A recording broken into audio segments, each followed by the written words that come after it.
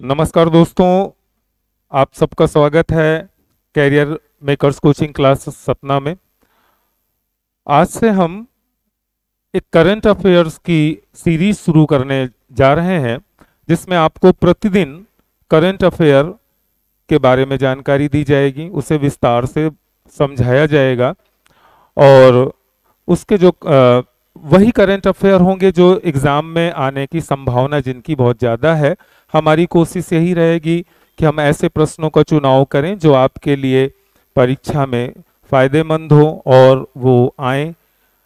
हमारी कोशिश यही होगी, आपका सहयोग अपेक्षित है। तो चलिए शुरू करते हैं करंट अफेयर का आज से।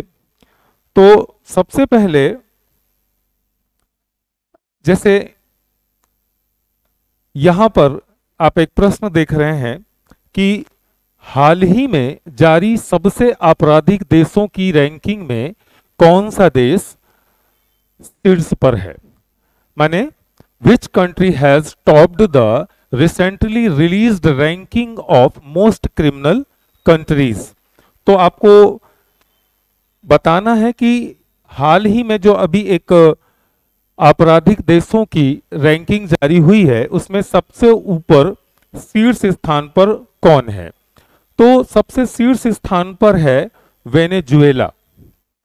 वेनेजुएला के बारे में हम थोड़ी बात कर लें। ये साउथ अमेरिका का, माने दक्षिण अमेरिका का एक देश है, उसे हम लैटिन अमेरिकी देश भी कह सकते हैं। अब प्रश्न ये उठता है कि यहाँ पर आपराधिक इतना ज्यादा क्यों है। अभी हाल ही में जो रिपोर्ट जारी हुई है, खासकर 2020 की अगर हम रिपोर्ट की बात करें, उस इंडेक्स के अनुसार अगर क्राइम इंडेक्स की को देखें तो 84.49% था, 84.49 था, और सेफ इंडेक्स इसका 15.51 था। कहने का अर्थ यह है कि वहां पर इतना, अगर परसेंटेज की बात करें तो इतने परसेंट क्राइम था और सेफ इंडेक्स 15.51 था। अब प्रश्न ये उठता है कि इतना अपराध वहां पर होता क्यों है या हुआ क्यों। तो सबसे पहले हम थोड़ा सा समझ लें कि यहां पर, अच्छा, आपको एक बात जानकर के आश्चर्य होगी कि वेनेजुएला में एक ऐसा देश है जहां पर अपराधियों की पूजा होती है और उनको शराब वगैरह भी चढ़ाई जाती है। कारण दरअसल वेनेजुएला में उन अपराधियों की जो छवि है एक रॉबिन हुड की तरह है। रॉबिन हुड के बारे में आप जानते होंगे कि वो अमीरों से पैसा लूट करके गरीबों को बांट दिया करता था। तो वहां के अपराधी जो हैं वो अमीरों को से पैसा लूट करके गरीबों को दिया करते थे। उनकी सबसे बड़ी बात यह है कि उन्होंने कभी किसी की हत्या नहीं की, इसलिए वहां के लोग उन्हें बहुत पूजते हैं। और बात अजीब है, लेकिन यही बात हकीकत है कि इन अपराधियों को देवताओं के नाम दिए गए हैं, जिसे स्पेनिश भाषा में सैंटोस मेलड्रोस कहते हैं। सैंटोस मेलोड्रोस कहा जाता है। स्थानीय भाषा में उन देवताओं को, उनसे ये मन्नतें मांगते हैं। वहां के जो लोग हैं निवासी, इनसे मन्नतें मांगते हैं और अगर इनकी मन्नतें पूरी हो जाती हैं तो चढ़ावे में ये शराब वगैरह भी उनको चढ़ाते हैं। कारण आप समझ गए होंगे कि ऐसा वो क्यों करते हैं, क्योंकि ये बिल्कुल रॉबिन हुड की तरह वर्क करते हैं, थे या अभी भी करते हैं, कि अमीरों से पैसा लूटते हैं और गरीबों में बांटते हैं। तो गरीबों के बीच में इनकी काफी लोकप्रियता है। इसी के साथ हम ये जान लेते हैं कि वेनेजुएला का जो स्थिति है वो कहाँ है। वेनेजुएला एक लैटिन अमेरिकन देश है, कैरेबियन सी के पास। इसकी राजधानी काराकस है। राजधानी है काराकस, इसकी कैपिटल है। यह कोलंबिया और गुयाना से लगा हुआ इसकी सीमाएं मिलती हैं। और यहाँ की जो मुद्रा है वो बोलीवर है। मुद्रा, यहाँ की जो करेंसी है वो बोलीवर है। तो आप समझ गए होंगे कि यहाँ की राजधानी काराकस है, मुद्रा बोलीवर है और यहाँ की जो ऑफिशियल लैंग्वेज है वो स्पेनिश है। राजभाषा या आधिकारिक भाषा कह लें तो वह है स्पेनिश, यहाँ की ऑफिशियल लैंग्वेज है। लेकिन इसका यह अर्थ नहीं है कि वहां पर सिर्फ स्पेनिश ही बोली जाती है, अन्य भाषाओं का भी प्रयोग होता है। और वहां पर जो सबसे लोकप्रिय गेम जो वहां का है वो है बेसबॉल। लोकप्रिय गेम, पॉपुलर जो गेम है वहां पर वो है बेसबॉल। बेसबॉल, ठीक है। और दरअसल यहां पर, अच्छा इसका एक बात और, यहाँ का जो लोकप्रिय भोजन है जिसे हम अरेपा कहते हैं, ये लोग लोकप्रिय भोजन अरेपा। तो एक बार इसकी फिर से हम बात कर लें कि हाल ही में जारी सबसे आपराधिक देशों की रैंकिंग में वेनेजुएला शीर्ष पर है। इसकी राजधानी काराकस है, मुद्रा बोलीवर है और ऑफिशियल लैंग्वेज स्पेनिश है। लोक वहां का है बेसबॉल और सबसे लोकप्रिय भोजन वहां का अरेपा है। अब हर देश का अपना एक अलग लोकप्रिय भोजन होता है। अब इसके बारे में हम थोड़ा सा जान लें कि वेनेजुएला का जो स्वर्णिम युग था, गोल्डन एज, वो 1999 माने 1999 से शुरू होता है। उस जमाने में वहां पर ह्यूगो चॉवेज का शासन था जो साल 2013 तक रहा। चॉवेज के समय वहां का हालात बहुत बेहतर थे। वहां के लोग रईसों की तरह, अमीरों की तरह जिंदगी गुजारते थे। चॉवेज के बाद उनके जो उत्तराधिकारी हुआ मादुरो, जब वहां पर राष्ट्रपति बने तो वहां वेनेजुएला की स्थिति धीरे धीरे खराब होने लगी। उसके बाद सोशलिस्ट पार्टी के जो लीडर थे ह्यूगो चॉवेज वहां के राष्ट्रपति बने। उसके बाद हालात दिन प्रतिदिन वेनेजुएला के खराब होने लगे। कारण यह था, वही जो हमारे देश में हो रहा है। कारण यह था कि चावेज ने सब चीजें लोगों को मुफ्त देना शुरू कर दी। ठीक है, मुफ्त देना कोई बुरी बात नहीं है, लेकिन सबसे बड़ी बात वहां के जो अमीर लोग थे उनको शिक्षा, यात्रा, लगभग जितनी भी बेसिक चीजें हैं, जरूरतें हैं, उनमें सब में अमीरों को भी उन्होंने मुफ्त देना शुरू कर दिया। चूंकि मुफ्त देना शुरू कर दिया तो सरकार का पैसा काफी मात्रा में बाहर जाने लगा और इनकम बहुत कम थी। तो धीरे धीरे वेनेजुएला की हालत खराब हो गई। और चलते चलते वेनेजुएला के बारे में एक बात और कर लें, यहाँ पर दुनिया का सबसे बड़ा वाटरफॉल्स है एंजल फॉल्स। एंजल फॉल्स की जब तक खोज नहीं की गई थी तब तक लोग नियाग्रा फॉल को ही सबसे अच्छा बड़ा वो वाटरफॉल समझते थे। लेकिन दुनिया का सबसे बड़ा वाटरफॉल एंजल फॉल है जो कि वेनेजुएला में स्थित है। और एक बात, इंटरेस्टिंग बात यह है कि वेनेजुएला में 10 लाख का नोट जारी किया गया है। शायद आपने कभी देखा ना हो, मैंने तो नहीं देखा। 10 लाख का नोट जारी किया गया। और आपको जानकर के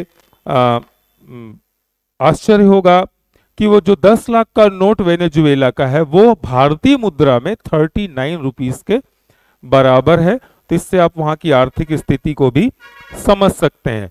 और अब आपको शायद समझ में आ गया होगा कि अपराध क्यों है। कारण वही, गरीबी बहुत ज्यादा है, बेरोजगारी बहुत ज्यादा है, भ्रष्टाचार बहुत ज्यादा है।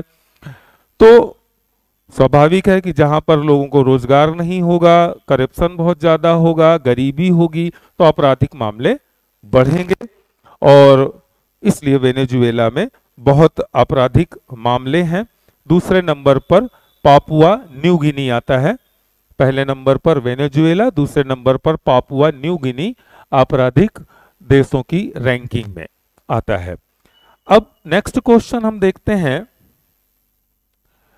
भारत का पहला 3D प्रिंटेड डाकघर हाल ही में कहां पर खुलने जा रहा है? अभी खुला नहीं, खुलने जा रहा है। Where is India's first 3D printed post office going to open? Option है हमारे पास बेंगलुरु, लखनऊ, अहमदाबाद या इनमें से कोई नहीं। तो आंसर है इसका बेंगलुरु। बेंगलुरु में भारत का पहला 3D प्रिंटेड डाकघर खोला जा रहा है। ये 3D प्रिंटेड डाकघर में होगा क्या?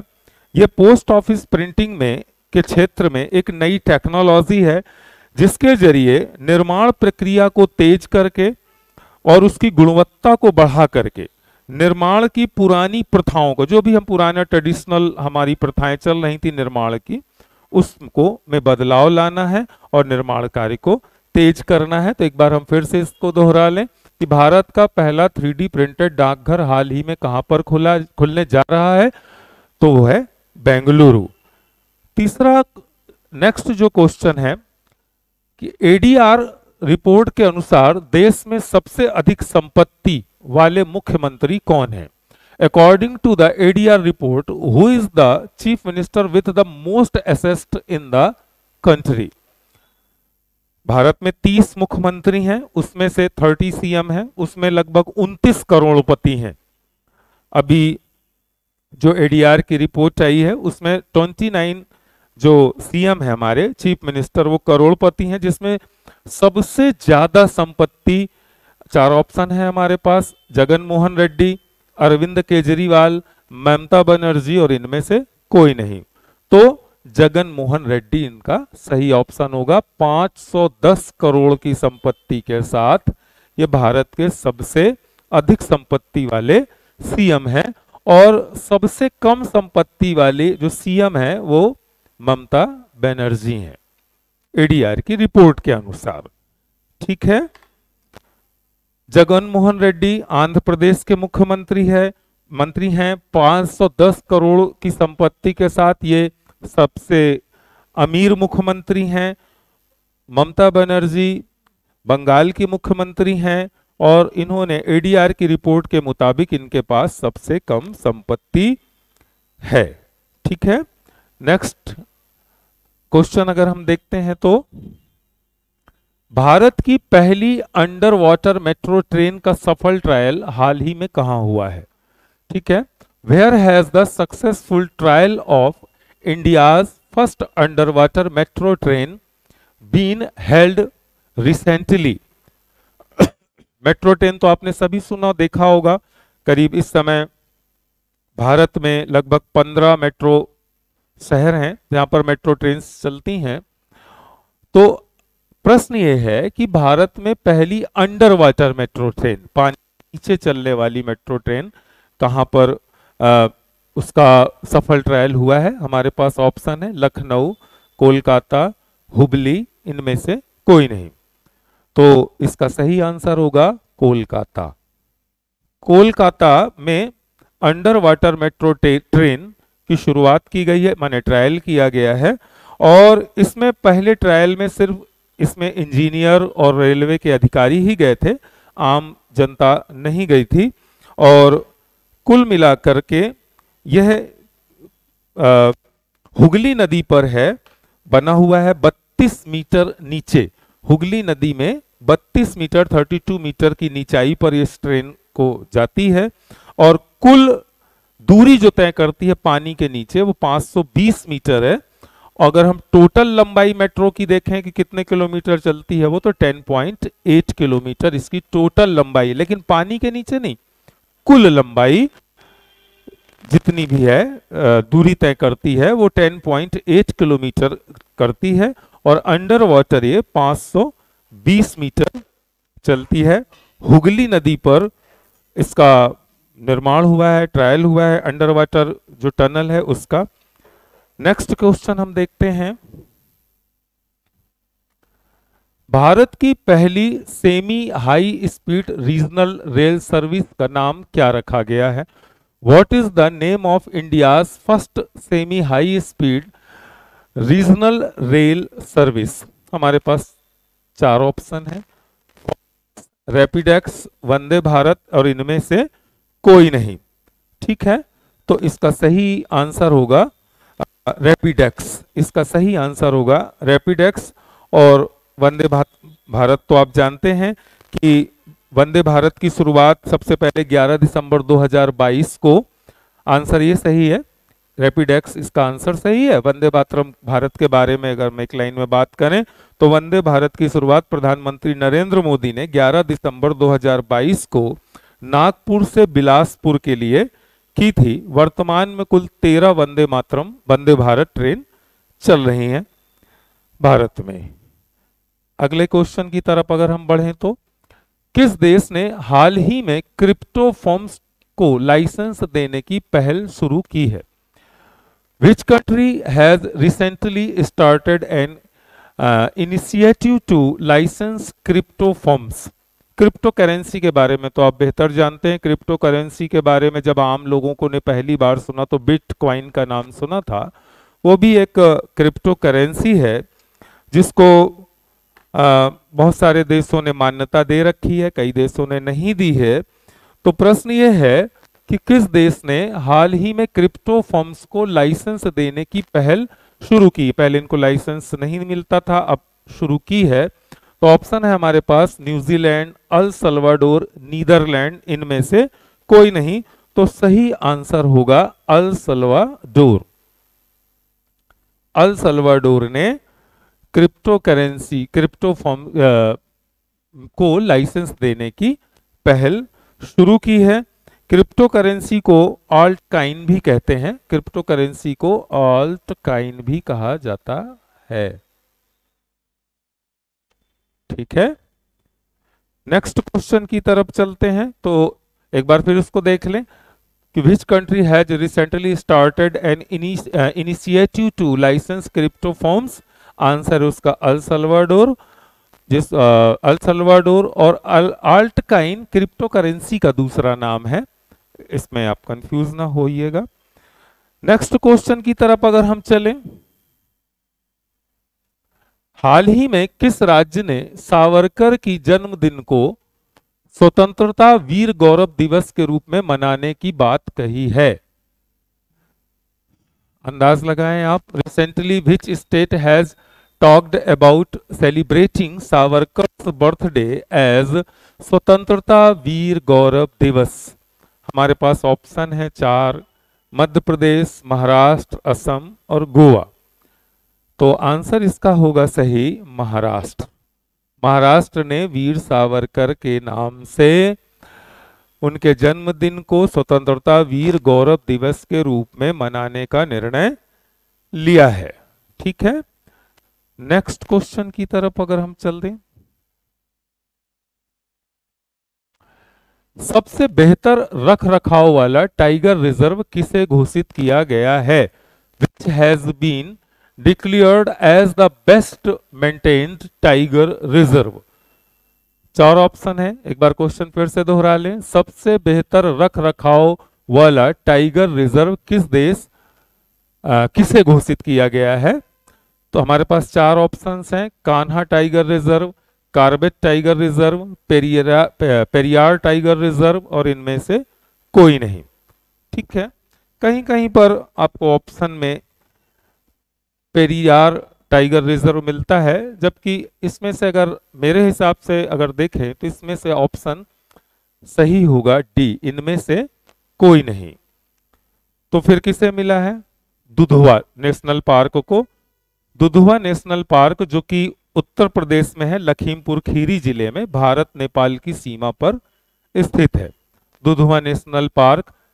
अगर इन चारों में से अगर ऑप्शन में ये सही है तो इसका सही आंसर होगा दुधवा नेशनल पार्क, जो कि लखीमपुर खीरी जिला है उत्तर प्रदेश का, भारत नेपाल की सीमा पर स्थित है। दुधवा नेशनल पार्क को 1977 में राष्ट्रीय उद्यान बनाया गया, स्थापित किया गया। ये 490 स्क्वायर किलोमीटर में फैला हुआ पार्क है दुधवा नेशनल पार्क, और यह शेरों के लिए, सिंहों के लिए और 12 सिंहों के लिए बहुत फेमस है। तो मेरे हिसाब से आंसर दुधवा नेशनल पार्क सही होगा, इनमें से कोई ऑप्शन नहीं है। थोड़ा सा ऑप्शन सही नहीं है, थोड़ा सा इनके बारे में भी कुछ देर बात कर ली जाए। जैसे Kanha tiger reserve, Kanha tiger reserve ये मध्य प्रदेश का सबसे बड़ा नेशनल पार्क है। कान्हा टाइगर रिजर्व सबसे बड़ा नेशनल पार्क है। इसकी स्थापना 1 जून 1955 को की गई थी। कान्हा टाइगर रिजर्व मध्य प्रदेश का सबसे बड़ा नेशनल पार्क है। इसकी स्थापना 1 जून 1955 को राष्ट्रीय उद्यान नेशनल पार्क के रूप में की गई और 1973 में इसको टाइगर रिजर्व बनाया गया। किसको? कान्हा टाइगर रिजर्व को बनाया गया। ठीक है, लेकिन इसे सबसे बेहतर रख रखाव के लिए नहीं चुना गया है। चुना गया है दुधवा नेशनल पार्क को, जो लखीमपुर खीरी जिले उत्तर प्रदेश भारत नेपाल की सीमा पर स्थित है। और पेरियार के बारे में भी हम थोड़ा सा समझ लें। पेरियार जो टाइगर रिजर्व है यह केरल में है, केरल में स्थापित है। 1950 में इसको स्थापित किया गया था और 1978 में इसको टाइगर रिजर्व का दर्जा मिला था। ठीक है, एक बार फिर से समझ लें, सबसे बेहतर रख रखाव वाला टाइगर रिजर्व किसे घोषित किया गया है? Which has been declared as the best maintained tiger reserve. तो इनमें से कोई ऑप्शन नहीं है। दुधवा नेशनल पार्क को, जो कि 1977 में स्थापित हुआ था, इसको सबसे बेहतर रख रखाव वाला टाइगर रिजर्व घोषित किया गया है। नेक्स्ट क्वेश्चन अगर हम आगे चलें तो, किस राज्य को गोंड पेंटिंग का जीआई टैग मिला है? Which state has got GI tag for Gond painting? चार ऑप्शन है हमारे पास, झारखंड, छत्तीसगढ़, उत्तर प्रदेश, मध्य प्रदेश। सामान्य सी बात है कि गोंड जनजाति मध्य प्रदेश में पाई जाती है, ज्यादा पाई जाती है, तो निश्चित है मध्य प्रदेश इसका सही आंसर होगा। जीआई टैग होता क्या है? जीआई टैग ग्लोबल इंडेक्स होता है, इंडिकेशन होता है, ग्लोबल इंडिकेशन होता है, दिया जाता है 10 सालों के लिए। किसके लिए?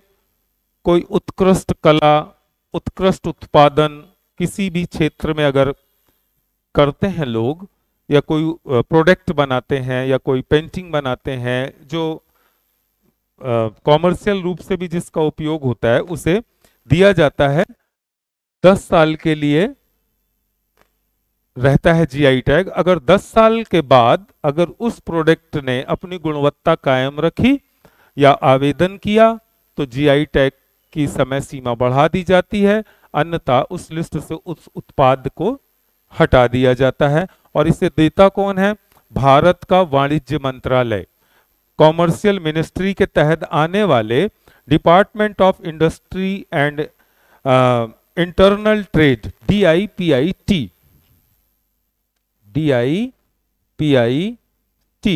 ये भारत की जो कॉमर्शियल मिनिस्ट्री है उसके तहत, उसके अंडर में एक डिपार्टमेंट होता है, department of industrial and internal trade, उसके द्वारा जीआई टैग दिया जाता है। इसका हेड ऑफिस कहाँ है? जहां से जीआई टैग दिया जाता है वो है चेन्नई, तमिलनाडु में। ठीक है, अब सबसे पहले ये था कि इसकी शुरुआत कब से हुई? जीआई टैग देने की शुरुआत 15 सितंबर 2003 से हुई थी और भारत में सबसे पहले जीआई टैग दार्जिलिंग चाय को दिया गया था। इस बात को आप याद रखें, प्रायः पूछ लिया जाता है कि जीआई टैग क्या है। तो जीआई टैग ग्लोबल इंडिकेशन है, वैश्विक सूचक है वो किसी भी प्रोडक्ट की गुणवत्ता बेहतर या उत्कृष्ट होने का। और यह भारत के वाणिज्य मंत्रालय माने कॉमर्शियल डिपार्टमेंट के, कॉमर्शियल मिनिस्ट्री के तहत आने वाले department of industry and internal trade DIPIT को माध्यम से दिया जाता है। इसका ऑफिस चेन्नई में है। इसकी शुरुआत 15 सितंबर 2003 से हुई थी। भारत में सबसे पहले जीआई टैग दार्जिलिंग चाय को मिला था। ठीक है, और सबसे ज्यादा जीआई टैग केरल को मिले हुए हैं। ये भी आप याद रखें कि सबसे ज्यादा जीआई टैग केरल को प्राप्त है। नेक्स्ट क्वेश्चन देखें हम। किस राज्य सरकार ने हाल ही में डेयरी किसानों के लिए संजीवनी परियोजना शुरू की है?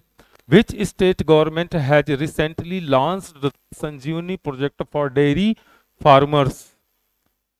फिर से एक बार क्वेश्चन देखें। किस राज्य सरकार ने हाल ही में डेयरी किसानों के लिए संजीवनी परियोजना की शुरुआत की है? चार ऑप्शंस है हमारे पास, जम्मू कश्मीर, बिहार, नागालैंड और हिमाचल प्रदेश। तो हिमाचल प्रदेश इसका सही आंसर होगा। हिमाचल प्रदेश में संजीवनी अभियान की शुरुआत हुई है। छोटे किसानों को टेक्नोलॉजी, टेलीमेडिसिन के द्वारा जो उनका पशुधन है उसमें उनकी उत्कृष्टता में वृद्धि करना उसका उद्देश्य है और हिमाचल प्रदेश ने इसे शुरू किया है। नेक्स्ट क्वेश्चन देखते हैं हम। किस भारतीय ने हाल ही में विश्व शतरंज, आर्मगेडन और ओशिनिया इवेंट का टाइटल जीता है? तो आंसर है, चार है हमारे पास option, GMD Gukesh, Viswanathan Anand, P Hari Krishna, इनमें से कोई नहीं। तो आंसर इसका सही होगा जीएमडी गुकेश। जीएमडी गुकेश के बारे में ये थोड़ा बात कर लें कि ये तमिलनाडु के हैं और ये दुनिया के दूसरे और भारत के पहले सबसे युवा शतरंज खिलाड़ी हैं। फिर से समझ लें, जीएमडी गुकेश भारत के पहले और दुनिया के दूसरे सबसे युवा शतरंज खिलाड़ी हैं।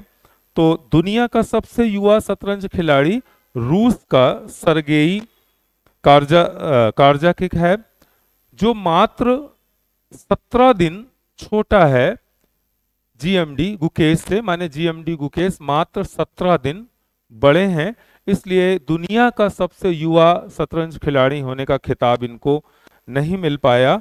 और इनके जो अभी इनकी वर्तमान, जब इन्होंने खिताब जीता था तब इनकी एज 12 साल 7 महीने 17 दिन थी। 12 साल 7 महीने 70 डेज थी। और रूस के जो सर्गेई हैं वो इनसे मात्र 17 दिन छोटे हैं, इसलिए ये दुनिया के दूसरे और भारत के पहले सबसे युवा शतरंज खिलाड़ी हैं।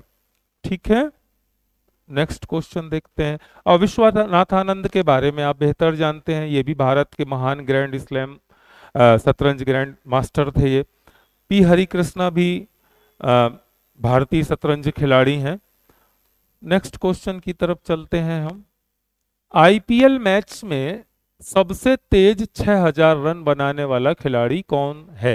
Who is the fastest player to score 6000 runs in IPL match?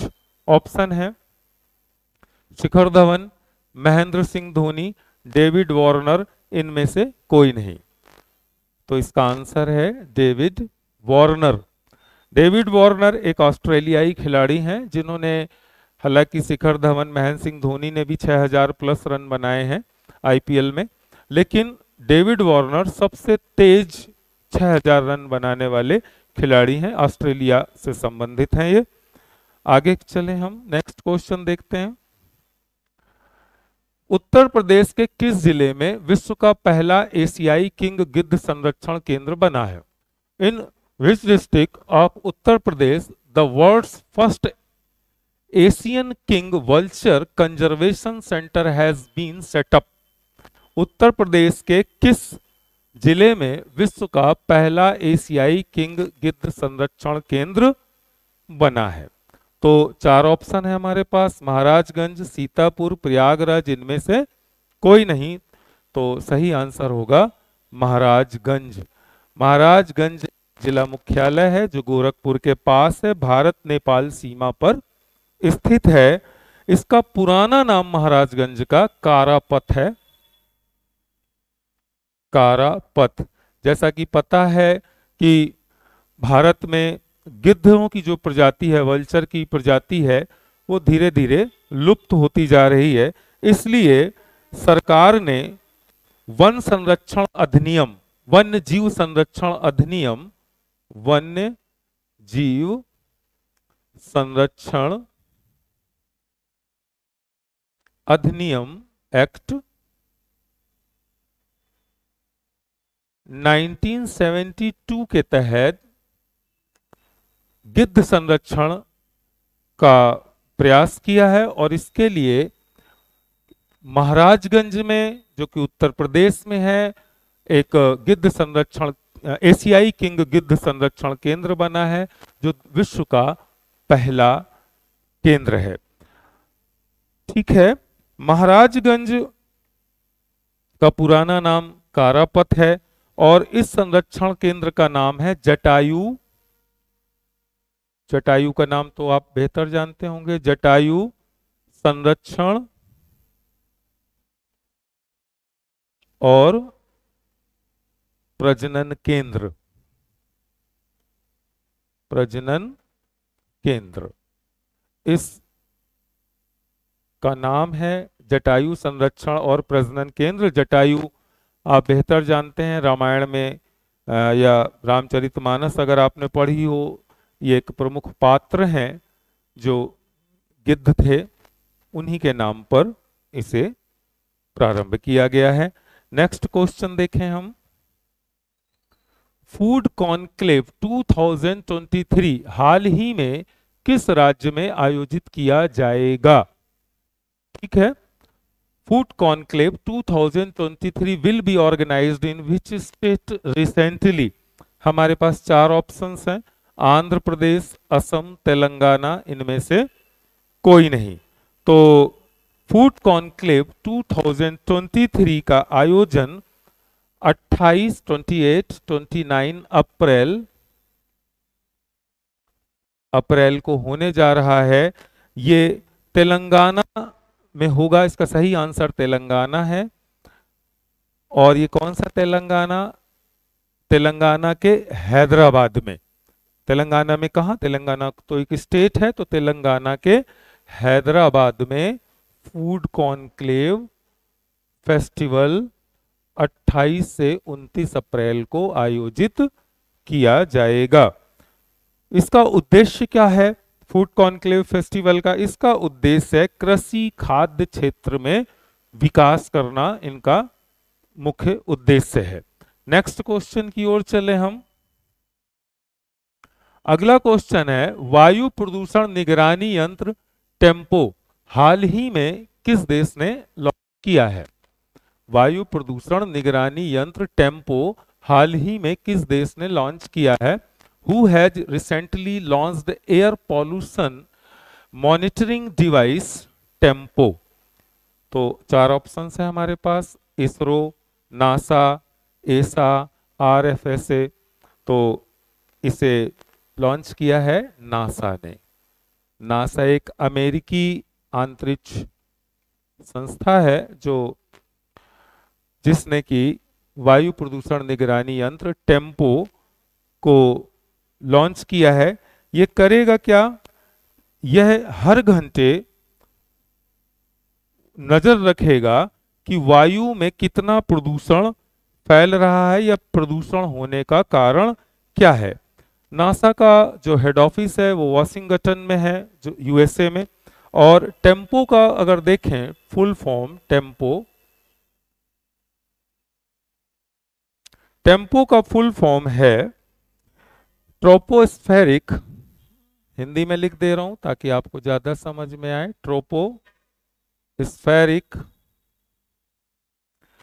Tropospheric animation monitoring, E से एनिमेशन,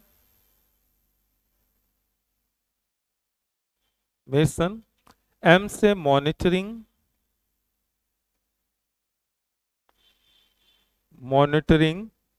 पॉल्यूशन इंस्ट्रूमेंट, पी से pollution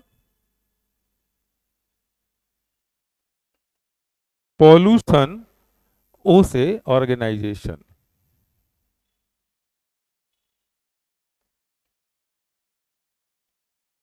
tempo tropospheric animation monitoring pollution organisation. और ऑर्गेनाइजेशन अगर कहीं कहीं ना मिले आपको, अगर इंस्ट्रूमेंट मिलता है तो वो भी सही है, इंस्ट्रूमेंट। ये एक यंत्र है, लॉन्च किया है। और नासा ने। इसरो के तो बारे में आप जानते हैं, इंडियन स्पेस रिसर्च ऑर्गेनाइजेशन। ऐसा के बारे में थोड़ी बात कर लें। ऐसा का मतलब है यूरोपियन स्पेस एजेंसी। इस पूरी एजेंसी में 24 देश, 24 कंट्रीज शामिल हैं ऐसा में। और इसका जो हेड ऑफिस है ऐसा का, वो पेरिस में है, पेरिस फ्रांस में है। और थोड़ा बात हम आरएफएसए की कर लें। ये रूस की स्पेस एजेंसी है। इसको रॉस कॉसमॉस भी कहा जाता है। ये रूस की स्पेस एजेंसी है, इसको रॉस कॉसमॉस भी कहा जाता है। और इसका हेड ऑफिस है मॉस्को में। फिर से समझ लें, वायु प्रदूषण निगरानी यंत्र टेम्पो हाल ही में किस देश ने लॉन्च किया है, ये प्रश्न है।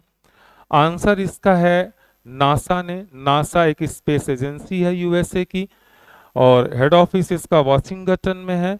इसरो के बारे में आप जानते हैं, या हम कभी किसी नेक्स्ट वीडियो में बात करेंगे। ISRO Indian space research organisation, ऐसा यूरोपियन स्पेस और एजेंसी। इसमें 24 कंट्री शामिल है। हेड ऑफिस पेरिस में है। आरएफएसए रूस की स्पेस एजेंसी है, जिसको रॉस कॉसमॉस भी कहा जाता है। इसका हेड ऑफिस मॉस्को में है। मॉस्को यानी रूस की राजधानी, कैपिटल में।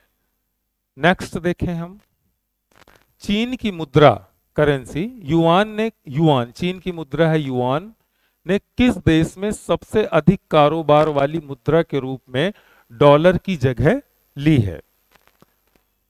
निश्चित है, चीन अभी अभी रिसेंटली एक देश में यात्रा करने गए थे, जो जिस पर लोगों को उम्मीद नहीं थी कि वो इस समय इस मौके पर चीन का राष्ट्रपति उस देश की यात्रा पर जाएंगे।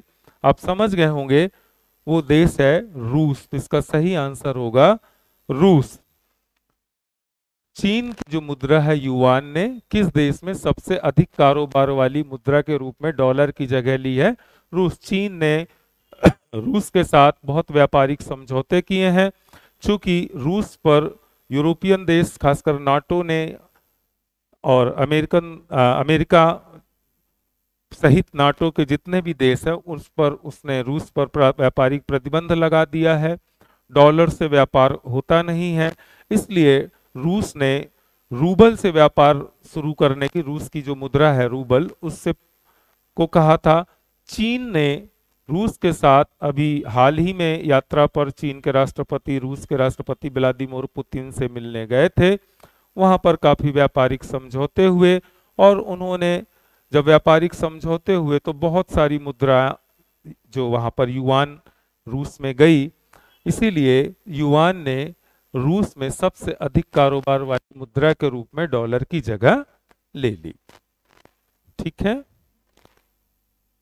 नेक्स्ट, राष्ट्रपति मुर्मू ने हाल ही में कहां सुखोई 30 MKI विमान में ऐतिहासिक उड़ान भरी। Where has President Murmu recently made a historic flight in Sukhoi 30 MKI aircraft? तीन और चार ऑप्शन है हमारे पास, असम, राजस्थान, उत्तर प्रदेश, और इनमें से कोई नहीं। तो असम इसका सही आंसर होगा। सुखोई जो विमान है, रूस की सुखोई एजेंसी और भारत के हिंदुस्तान एरोनॉटिक्स लिमिटेड दोनों के सहयोग से सुखोई 30 MKI एयरक्राफ्ट का निर्माण हुआ है। इस अत्याधुनिक विमान है। इस पर लगभग 62 मिलियन डॉलर का खर्च आया है। तो राष्ट्रपति द्रौपदी मुर्मू ने असम में सुखोई 30 MKI विमान में बैठकर एक ऐतिहासिक यात्रा की है। नेक्स्ट क्वेश्चन है, किस देश ने पानी के भीतर परमाणु हमला करने वाले ड्रोन हेईल 2 का हाल ही में परीक्षण किया है। Which country has recently tested the under water nuclear attack drone Haeil 2?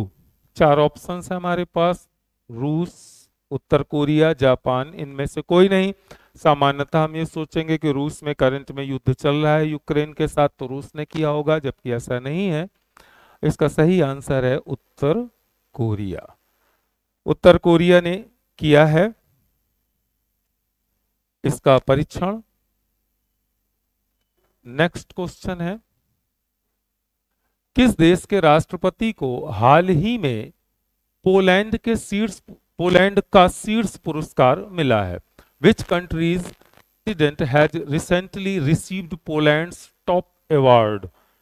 तो चार ऑप्शंस हैं हमारे पास। टॉप अवार्ड का मतलब जैसे हमारे यहाँ भारत रत्न सबसे बड़ा अवार्ड माना जाता है सिविल में, तो ऐसे ही सभी देशों के अपने बड़े बड़े अवार्ड हैं। तो चार ऑप्शंस है हमारे पास, यूक्रेन, रूस, चीन और इनमें से कोई नहीं। तो पोलैंड ने अपने देश का शीर्ष पुरस्कार यूक्रेन को दिया है, यूक्रेन के राष्ट्रपति जेलेंस्की को दिया है सबसे बड़ा अवार्ड अपने देश का, ठीक है। और उस अवार्ड का नाम है white eagle order. White eagle order ये सबसे बड़ा सम्मान है पोलैंड का, जो यूक्रेन के राष्ट्रपति जेलेंस्की को दिया है। आगे बात कर लें, और किसने दिया है? पोलैंड के जो राष्ट्रपति हैं अंद्रेज डूडा। अंद्रेज डूडा पोलैंड के राष्ट्रपति हैं, जिन्होंने यूक्रेन के राष्ट्रपति जेलेंस्की को अपने देश का सबसे बड़ा पुरस्कार दिया है। तो अब इसी में अगर हम देखें कि रूस का फिर सबसे बड़ा पुरस्कार क्या होगा? जैसे भारत का भारत रत्न, तो रूस का सबसे बड़ा पुरस्कार है order of the Saint Andrew's apostle. रूस का सबसे बड़ा पुरस्कार